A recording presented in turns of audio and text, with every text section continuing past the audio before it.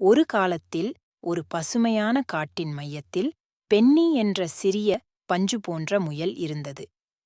ஒவ்வொரு நாளும் பென்னி சாகசத்தையும் புதிய நண்பர்களையும் தேடிச் சுற்றித் திரிவார். ஆனால் எவ்வளவோ முயன்றும் அவனது நண்பனாக இருக்க விரும்பும் எந்த மிருகத்தையும் அவனால் கண்டுபிடிக்க முடியவில்லை.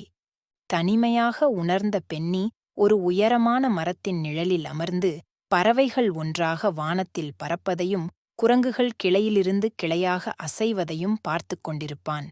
தன் நாட்களைப் பகிர்ந்து கொள்ள யாராவது இருக்க வேண்டும் என்று ஏங்கினான். ஒரு காலை பென்னி காட்டில் குதித்தபோது அவர் ஒரு பிரகாசமான குளத்தில் தடுமாறினார். ஆர்வத்துடன் அவர் அருகில் சென்று தெளிவான நீரில் தனது பிரதிபலிப்பைக் கண்டார். அவர் சோகமாகவும் தனிமையாகவும் காணப்பட்டார். பென்னி திரும்பிப் பார்க்கும்போது தண்ணீரில் ஏதோ அசைவதை கவனித்தார். அவனைப் போலவே அதுவும் இன்னொரு முயல். உற்சாகமாக பென்னி தனது பிரதிபலிப்புடன் பேச முயன்றார். ஆனால் அது அவரது அசைவுகளை மட்டுமே பிரதிபலித்தது. முகம் சுளித்த பென்னி தன் பிரதிபலிப்பு அவனுடைய நண்பனாக இருக்க முடியாது என்பதை உணர்ந்தான். ஆனால் அப்போது அவருக்கு ஒரு யோசனை தோன்றியது. காட்டில் உள்ள விலங்குகள் தன்னிடமிருந்து வேறுபட்டிருந்தாலும் அவர்களுடன் நட்பு கொள்ள முடிவு செய்தார்.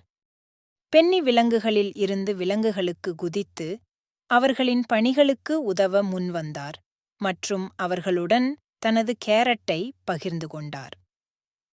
முதலில் சில விலங்குகள் பென்னியைப் பற்றி எச்சரிக்கையாக இருந்தன. ஆனால் விரைவில் அவர் எவ்வளவு அன்பாகவும் உதவிகரமாகவும் இருந்தார் என்பதைக் கண்டார்கள்.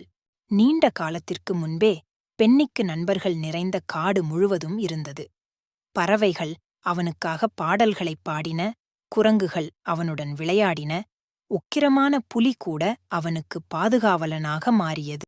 இப்போது பென்னி மீண்டும் தனிமையில் இருக்கவில்லை.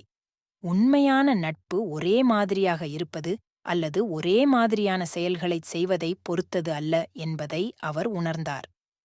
இது ஒருவரையொருவர் கவனித்துக் கொள்வது மற்றும் ஒருவருக்கொருவர் வேறுபாடுகளை ஏற்றுக்கொள்வது பற்றியது.